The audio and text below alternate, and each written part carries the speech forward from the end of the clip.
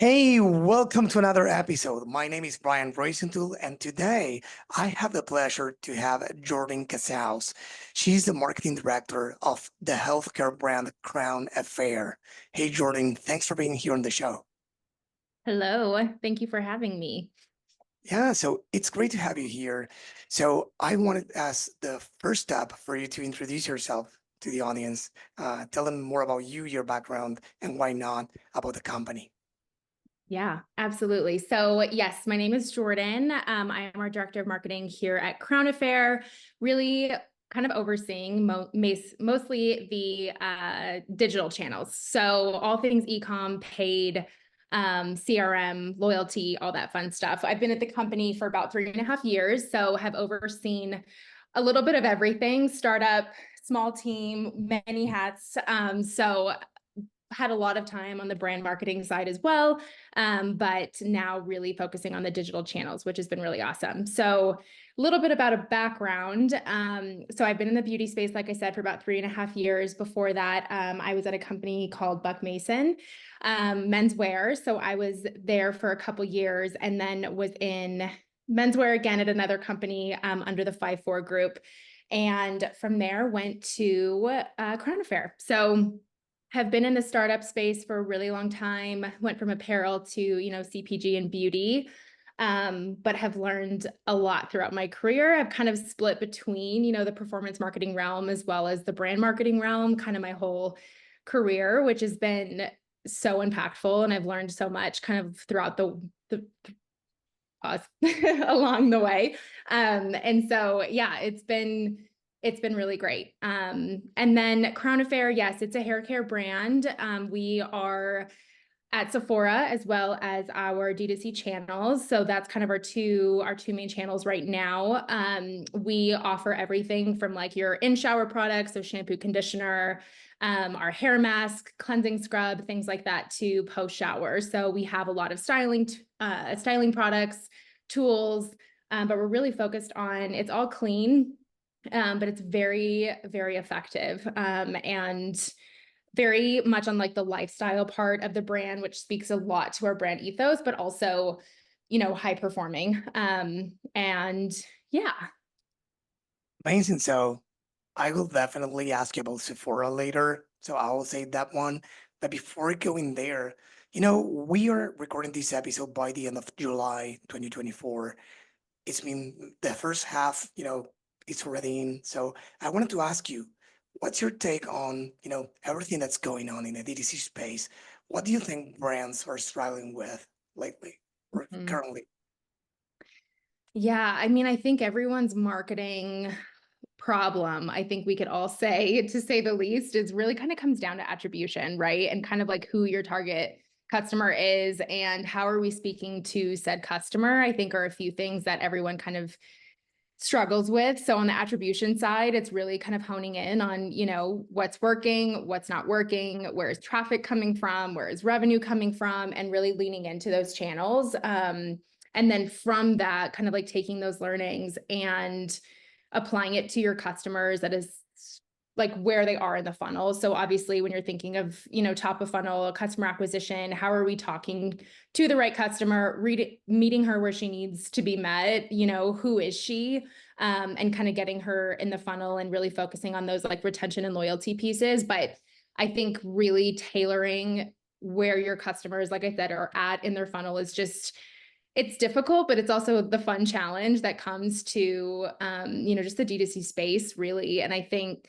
right now, the ever changing, social media, influencer, kind of TikTok strategy of the world, we've kind of like evolved, honestly, into influencer marketing now just being part of how we do things, and kind of like you see an ad and it's no longer, oh, well, this is an ad, so I'm not going to watch it. It's an ad, but you're still influenced by it. And so really kind of focusing on these channels that are really driving customer acquisition, I think is important, can be difficult, but once you kind of crack the code for your business is so important. And then also kind of on the retention piece, that I think a lot of brands kind of struggle with. I'm like, okay, the it's very saturated, especially in the beauty space. There's lots of brands, especially at Sephora. You're walking in and you're kind of bombarded by a bunch of hair care brands, for example, for, you know, Crown Affair. And how do we stand out? How are we different? How is our product different? And so I think that's, I wouldn't necessarily say struggle, but I think it's definitely important to, it keeps you on your toes, and it's important to kind of stay on top of it for sure. Definitely, that's everything you said is great because we see the same thing, and we've been discussing this at length with all the guests we had. Some mentioned, the biggest struggle is profitability. Some of them mentioned attribution, as you did, and different things. But definitely, the bar is higher. Mhm. I sometimes I wish to, I could press a button and go back to the good old days where a static work for, I don't know, 3 months in a row, and we did nothing but a Facebook ad for things to work. But Mhm. uh, these few years were different. I think in a good way. Of course, it's more challenging. We don't have uh, the accuracy on the data as we used to have, especially on paid ads. Customers are, smarter, or let's say more educated on how Mhm. things work. And he said you can run ads, but you need to know how to create them in a way that people are still engaged with them, Yep. and standing out on Sephora. We are going to talk about that in a sec, but DTC first online, it's hard already. So you mentioned first, attribution.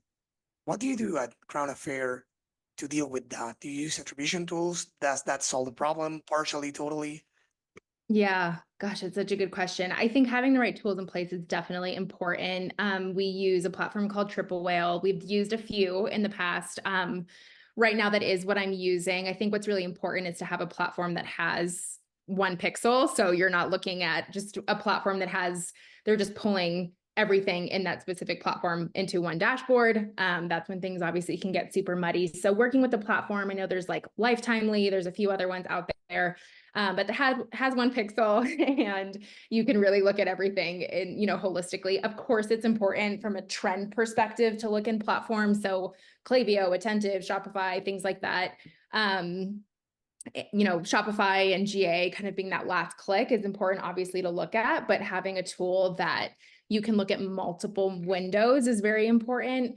But I think it's one of those things, right, where it comes to attribution and you can say, oh, well, 50-60% of our traffic is coming from search.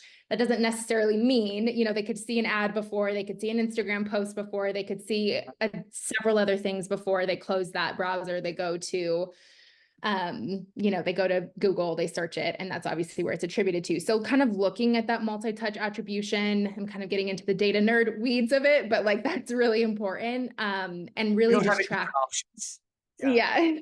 Yeah. There's lots. I know. I wish there was kind of one tool that kind of gave it all. But yeah, I think doing a lot of customer surveys, like post-purchase surveys, things like that, just to kind of understand. But yeah, I would say having a platform that has a pixel for sure. for sure. But the tricky part with attribution is what you said, that even though you have the data right there, and let's say it's accurate, there's no such thing as the perfect attribution. It's like trying to chase the sun.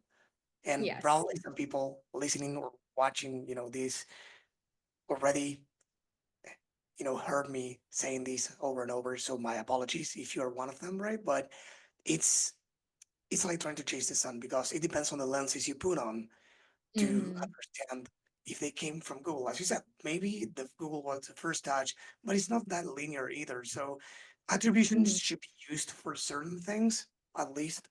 That's my take.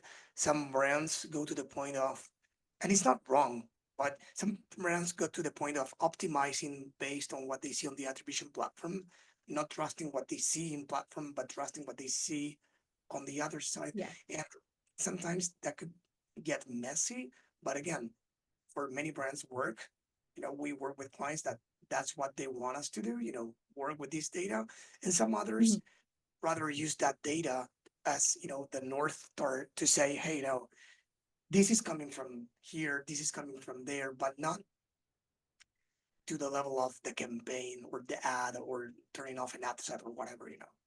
So Yeah, absolutely. yeah. So I asked you about, the challenges for brands. What about for marketing directors? Well, I think being able to answer all the questions about attribution and what's working and not working, why are we up or why are we down? Um, so no, it's the best part, honestly, of my job. It's really fun. It's like solving a puzzle every day, honestly. Um, but I think a challenge too, especially with a smaller team, we have about 15 or so employees that are at Crown Affair. But as we were growing, I think one of the biggest challenges kind of just small team and many hats and limited bandwidth. And, I think that would be probably one of the biggest things we have. I mean, our team is so incredible. They work so hard. Everyone's really passionate. We get the job done and in an amazing way. We always say small but mighty. So it works. But I think kind of having great agency support, a great team is definitely really important. But can be sometimes one of the biggest challenges when you want to do a bunch of things and you want to scale a certain time or a certain way, or, you're looking at your marketing calendar or you're looking at, a specific project, like, gosh, I need 5 more people in order to get this done at the time that we need. So I would say that that's not necessarily a challenge, but something that's always would be great to have. And then, yeah, I think having the responsibility for your channels that you own on the marketing side, especially, like I mentioned earlier, just focusing and owning all of the digital channels.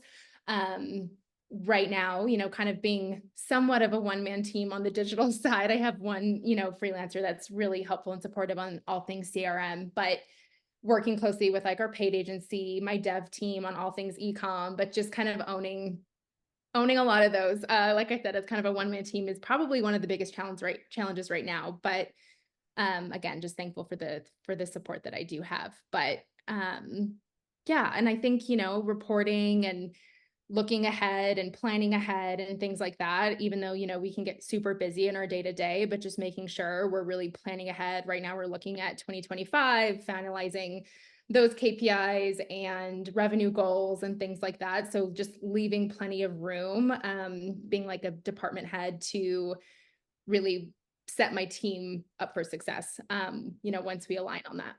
So you already planned Black Friday, Cyber Monday, didn't you? We have, yes. Okay, let me ask you a question. I know probably you won't be able to reveal the whole thing, and I don't want to, but are you going to start? Is it going to be more like Black November, or is it going to be a Black Friday, Cyber Monday? I know it's crazy how early people are starting.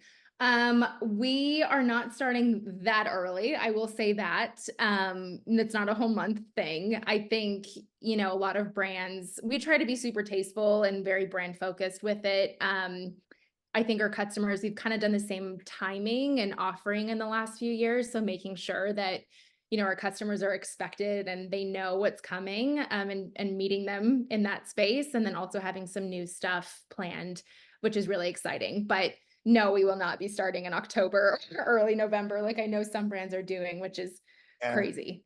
I mean, with the brands I'm speaking with, it's all over the place. It's all over the place. Some of them, I don't know if October, but yes, as early as November 1st, some, and some of them are, doing it in 3 phases, pre-Black Friday, Cyber Monday, Black Friday and Cyber Monday, and then because I think it's the 29th, November 29th. So we have like Yeah. a week, like a week less compared to previous years because of some things I've heard, and because typically it's the 24th, the 25, but Mhm. the way it is, it's like 5 days of difference, so it's almost a week. So we have less time to make more money, and Christmas is a lot closer because I think it's Cyber Monday is the second or something like that. So it's already December by the time of Cyber Monday. So yeah, it's kind of crazy, but yeah. So I wanted to ask you about, before we continue talking about DTC, which I love, and we will continue the conversation, I promise. I wanted to ask you quickly about Sephora. Um, I know you started 2 years ago there. So I know many brands listening to this are looking to start in Sephora or similar, and they are thinking, is this the right move for me right now? Is what? do I need to keep in mind when entering retail? The ups and Hmm. downs, things that probably they are not considering, and you say, hey, Hmm. nobody's going to do the marketing for you on retail, right? So those kind of things. And what does it represent to this day to Crown Hmm. Affair being there? Yeah, such a good question. I mean, Sephora, so yes, we launched, the brand is about 4 years old, like 4.5 years old. We launched in Sephora at about 2 years old. So very young, very new. A lot of people didn't know about us at the time. And so it was a risky move, but a really good one, obviously, to help awareness and help grow our brand. Um, our focus, especially for the first year, I would say, year and a half, was really building the Sephora business. So not putting D2C on the back burner or ignoring D2C. But we went through some challenges in terms of like, how do we talk to the Sephora customer? How do we talk to our D2C customer? Is there a difference? Is there not a difference? How do we, there's a lot of marketing strategy that went into that. The Sephora consumer is very concern focused. I'll just speak to hair care, but I have frizzy hair. I want X, Y, and Z product. My hair's falling out. What do I do about that? I'm going to go to Sephora and ask, their team, what I can do to help solve that problem. And at the time, we were not concern focused. We were very like, love your hair. Your natural hair is beautiful. Use Crown Affair to help enhance, your natural texture, your natural waves. Love your hair. Talking about this like art of the air dry, like really loving your air dry, not using heat on your hair, things like that. And then, the Sephora customer being very different from that. So kind of evolving our education, our messaging, our photography, like everything to kind of really now, I mean, I would say today we've come to this place where it's no longer like, we're going to do this for Sephora and we're going to do this for D2C. And it's really like, we're doing this for Crown Affair, and it bleeds across, from an omni-channel perspective across other smaller wholesalers that we're in, but also the Sephora and D2C space. So sharing messaging, education, assets, things like that across the board. So all of that to say we really evolved into that, and that's where we are today. But early on, I would say, anyone that's kind of going into this, like, especially very big box retailer, it's so crucial for the brand. It's so important. Obviously, I very much recommend it from an awareness standpoint. It's huge. But their team, they have, a massive company. So they have a team that's like specifically focused on hair care that we work really closely with. They help direct, our product roadmap and our messaging and things like that. And they're partners in that. And it's really helpful, but really aligning with them on what that looks like, staying really close with them on that. But they're just like another arm, to the business, and really utilizing that relationship. And it's really important. And so instead of it being like an us versus them, like coming together as a team and helping to grow the business. So, they were helpful, and they were really helping us push, you need to have like a hero SKU instead of saying all your products are your hero products, where, for us, we were like, yes, they are, they're all heroes. And, they really were like, focus on one.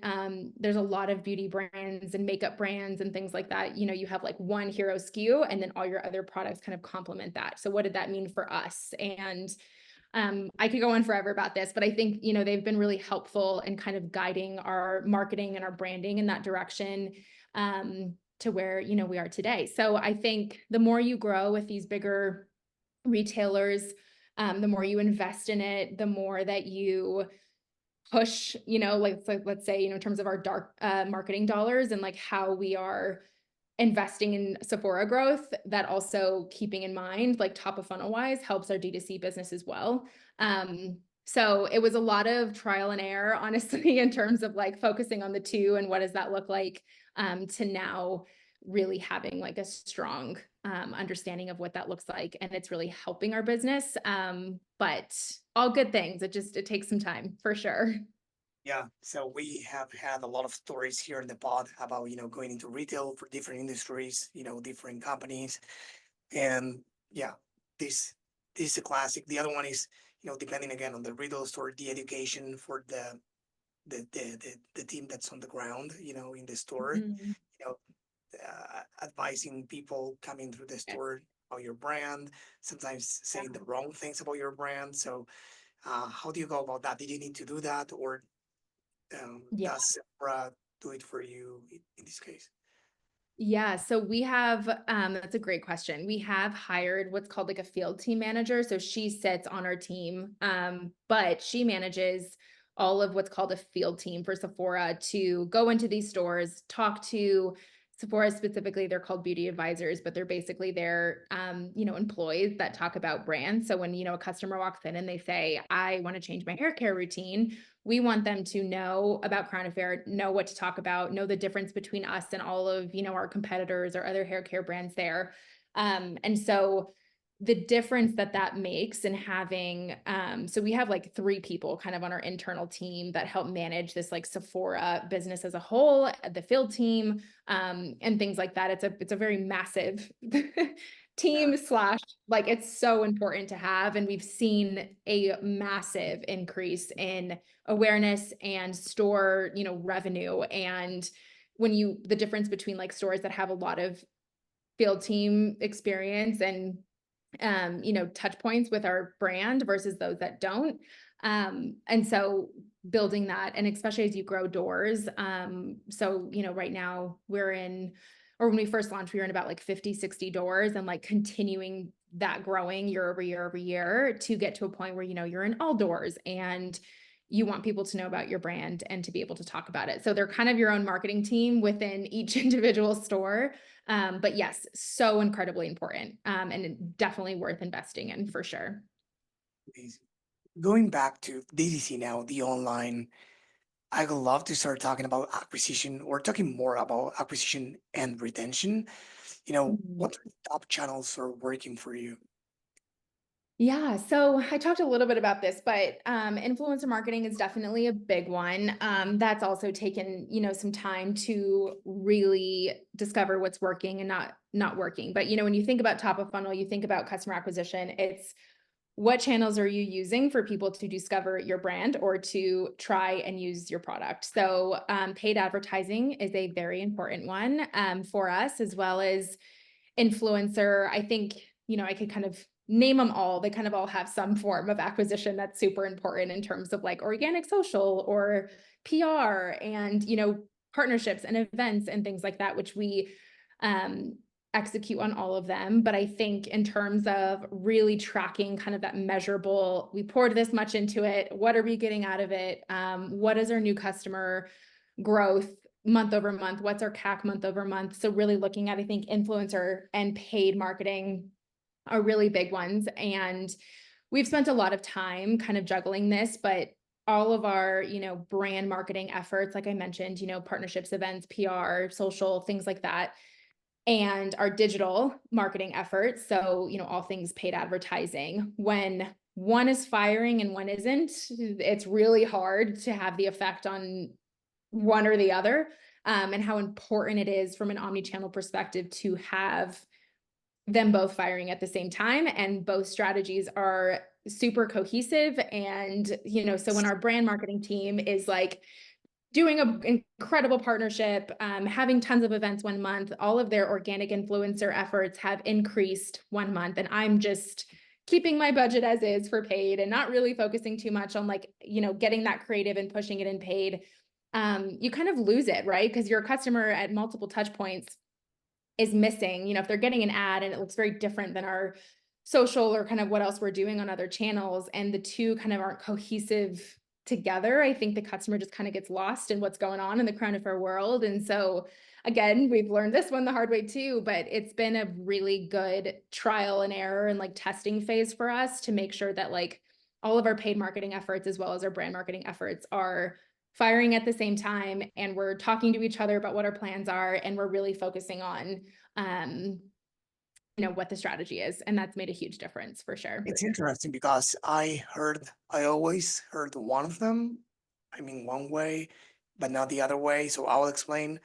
Of course, the brand, or let's say the brand effect or the organic presence, everything, of course, impacts paid ads. We've seen that, Mhm. we've seen that across the board.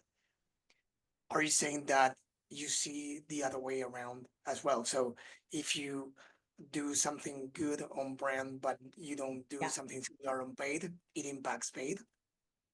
Yeah. So, I mean, I can give like an example of this, but let's say that I have I mean, this happened, but like our dry shampoo from a paid ad perspective, we had several ads that, I hate the word, but went viral, quote unquote, really took off, was getting a majority of spend, was just really driving that business. Let's just say, for example, it was dry shampoo. Our founder, her ads for dry shampoo just kept doing well time and time and time again. And so that was such a huge learning for us. So we saw, because of paid ads, that kind of have a moment and really took off our dry shampoo business. And so making sure that brand marketing, and so again, social media, influencer on the organic side, things like that are like matching that, right? Are we talking about dry shampoo on social? Are we talking of our influencers talking about dry shampoo? Does our PR team know that like X, Y, and Z is happening with dry shampoo? Little things that just making sure that we kind of are all speaking. I mean, doesn't happen all the time. I would say definitely more like the brand marketing moments and making sure paid is like really meeting that, but also it can happen the other way around if you have a moment for a specific product, especially if it's like one of your hero SKUs. I think it's really important to make sure you're watching that. And I'll say, kind of speak to like the creative piece for paid ads.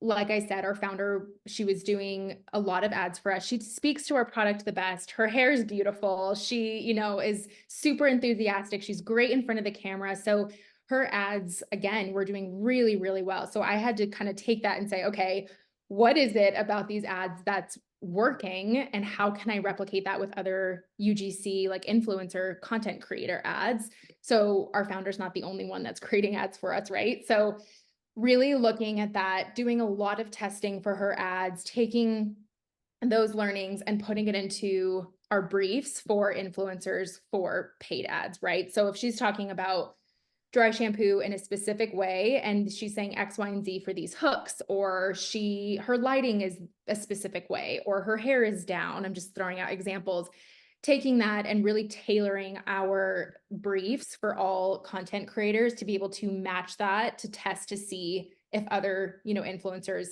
and their paid ads can work the same way, right? So I think, and then from those learnings, it's kind of like a domino effect, right? So from those learnings and those ads, then that kind of bleeds into all of our other channels, right? So if I say, hey team, if we're talking about dry shampoo this way, time and time again, it's working.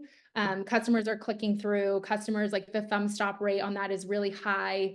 Why don't we try a social campaign on this? Or why don't we send an email about this? So I think there's learnings. Again, paid media is like one of the main channels that you actually can get data from that is way more robust than other channels. And so taking those learnings to all of your channels is so important.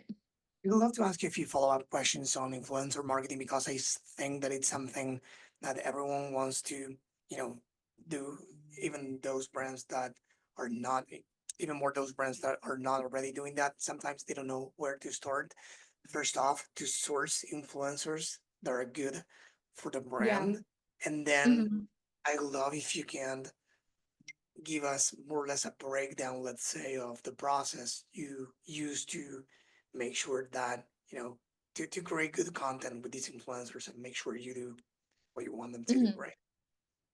Yeah, so I can kind of speak to how we have it structured. And this has evolved so much. I mean, I'd say this is in the last like 3 months, so it evolves all the time. But we kind of look at it between like organic influencer strategy and our paid influencer strategy. Our organic influencer strategy is the goal there, and the objective of that is very awareness, top of funnel. What is her engagement like? This influencer's engagement like? What is her follower count? What is her type of content? Is she a get ready with me girl? Is she a, mom? Is she kind of like, who is this woman? And how can she broaden our awareness? And is she new? Has she used Crown Affair before? How does she talk to camera? But it's very like top of funnel awareness. That's the objective. And then on the paid marketing side, which I help kind of oversee, and I work really closely with their influencer team on this, but I don't necessarily care, what her follower count is, or kind of, what her engagement rate is. I'm just focused on, can she talk to camera well? How is her content? What does her hair look like? You know, how is her voice when she talks? Is she, I kind of again speak to, and I'll speak to the two types of customers, but like, is she a mom with kids? And is her content, I feel like from an ad perspective, would do really well. So we look at just different things, and there's different objectives on both sides, which I think is really important. I think for a long time for us, it was like, if it's performing well in organic, let me try it on paid. And that worked sometimes, and, you know, sometimes it didn't, but I think what allows you to have a way more on the paid marketing side. So again, or content that you're taking and you're pushing on your ad channels, you're looking at that and you can brief out, you're paying these people, right, to create content for you. So you give them a brief. The brief is very tailored. I think per product, making sure that it's super consistent on the messaging across the board. This is all channels, but you know, we can say, hey, start with this hook. Here's the main key benefits of it. You know, talk about X, Y, and Z.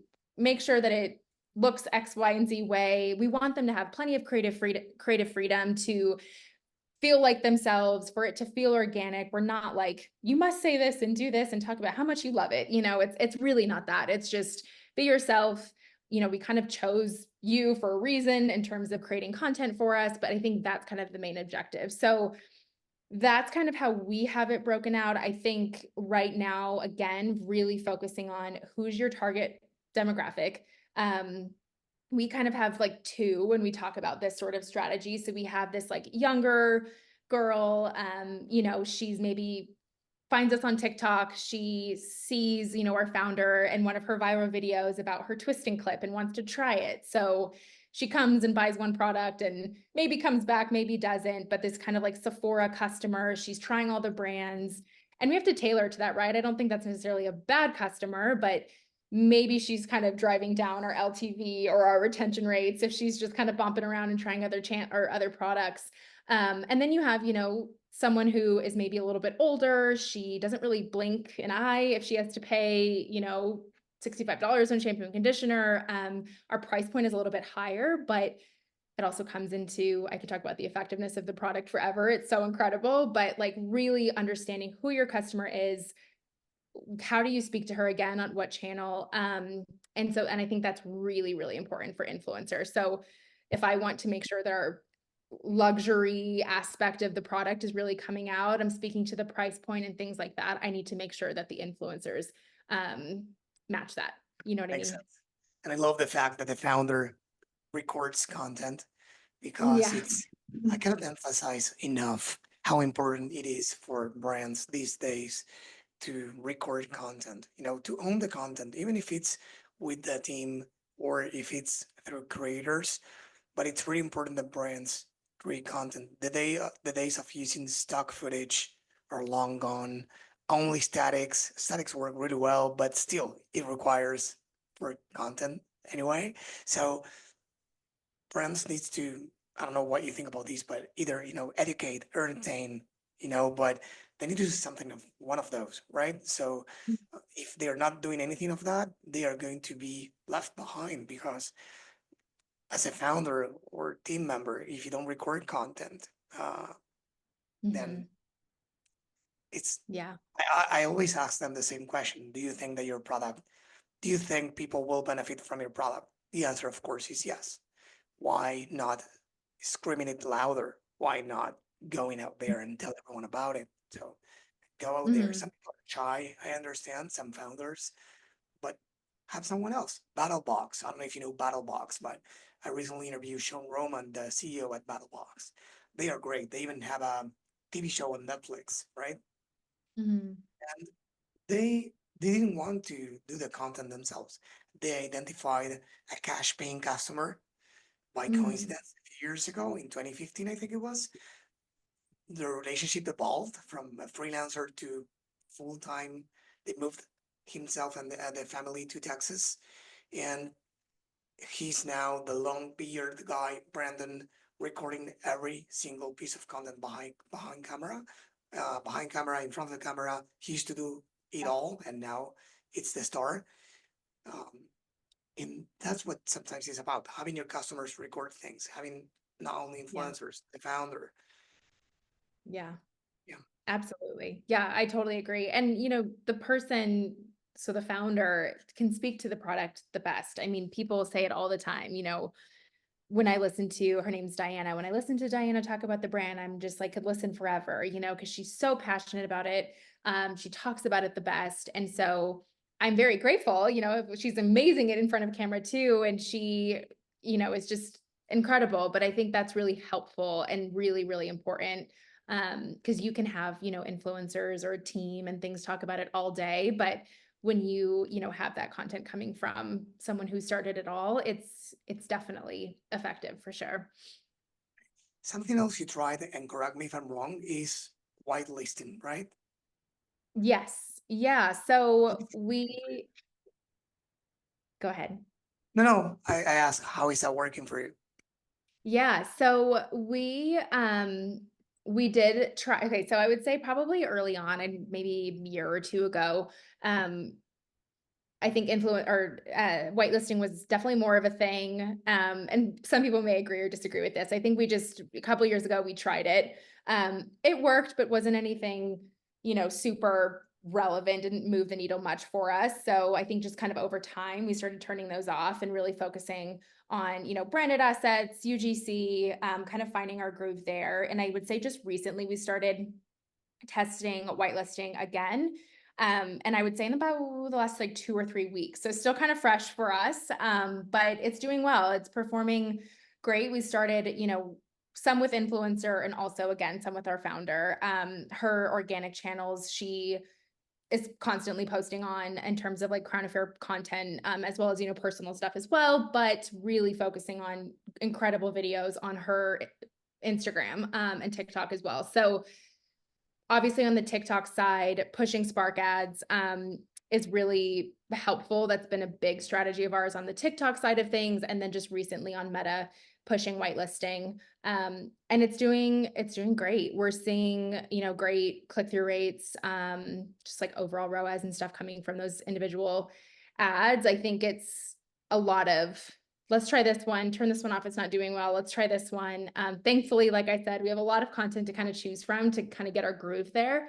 But starting with our founder is what I'm doing strategy wise to test to see how that does before we really lean into what that can look like on the other influencer What about that TikTok Shop? Did you try it, or are you using it?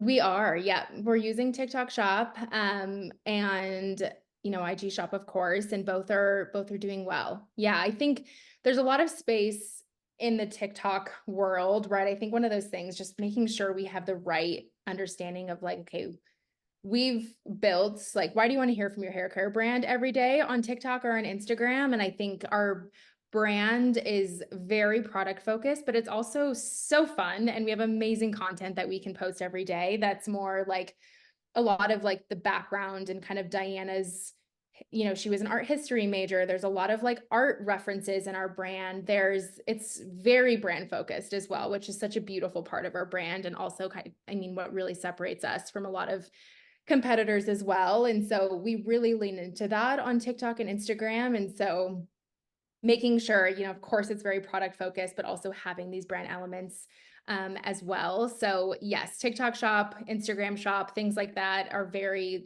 pushing product, always, but then also really having those brand pieces in there too. So you can hear from us every day and you have fun doing it. Yeah, I recently interviewed the founder, or one of the founders of Little Saints. It's a cool beverage made out of mushrooms. So they want to emulate cocktails, but without alcohol and using mushrooms instead. Mhm. And they do, fun ads and organic content dressed like the ingredients. So lion's mane, Damians, Yeah. and they go viral, as you said, between quotes, and they have a lot of fun and they entertain. And they said I look like, you know, I don't know what, I don't want to say she said it, but I look like an idiot, something like that. Uh, Dressed like that, I don't care. That Yeah. works. That's what works. So I will do it every single day, and she continues to do so. So I admire Yeah, her for, it's so yeah, smart. Yeah, yeah. I love that. You have to have fun with it. You have to know, what your customers like, what they're engaging with, and just have fun. I mean, I think it's like we did an April Fool's joke this year that we were launching like dog hair product. Like we just, and that like had one of the highest performing posts of Yeah. the year, I think, at this point. So, there's just a lot that, as a CPG brand, it's so important to remain relevant on product, but just to stay true to who you are and bring in other, points of your brand that are going to get people excited and fun and want to stay engaged with you. They want to be, yes, you can talk about your shampoo and conditioner brand every day, but like, how else can we? Why do Yeah. we want consumers to continue to follow us, continue to stay engaged, to open our emails, to when they see influencers talking about it, really know that they're telling the truth, So I think there's a lot of importance of brand that needs to kind of come through and just to have fun. Yeah. What's next for Crown Affair? Well, goodness, we have a very exciting 2025 in terms of product launches, which is very fun. And then, the back half of this year with Q4, we have a product launch coming up here in the next couple weeks. So that's very exciting. And yeah, so just really continuing growth. And next year is going to be a really big one for us. Growth at Sephora, growth on DTC, product launches, growing our business, growing our team. So yeah, we're really excited. I feel like our air dry mousse launch a couple months ago, I kind of kept saying, I was like, I feel like this is a new, not just a new chapter, but a new like book number 2. Honestly, we saw great success from it. And we're just continuing to scale from there. And more people are knowing about us and hearing about us, and we're learning a ton. So just taking all those learnings and just continuing to grow. So a very exciting time for us. Amazing. Jordyn, I wanted to thank you for being here in the pod. I really appreciate all the value you delivered on this episode. I'm sure that everyone listening or watching, wrote a lot of notes. I did at least. So I wanted to thank you. And before you go, why don't you tell the audience where they can go to learn more about you and Crown Affair? Yeah, so crownaffair.com. Would love for you guys all to try product and, follow us on TikTok, follow us on Instagram. And for me, LinkedIn's always a good one in terms of all things business. But yeah, thank you so much for having me. This was so fun. Yeah, so for everyone listening to this or watching, even if you are not already on the DTCinsider.com, go there, find the episode, and you will see all the show notes, including everything we discussed, and of course, what the social handles and the website as well. Jordyn, it was a pleasure having you here. Thank you for coming on the show. Awesome. Thank you so much.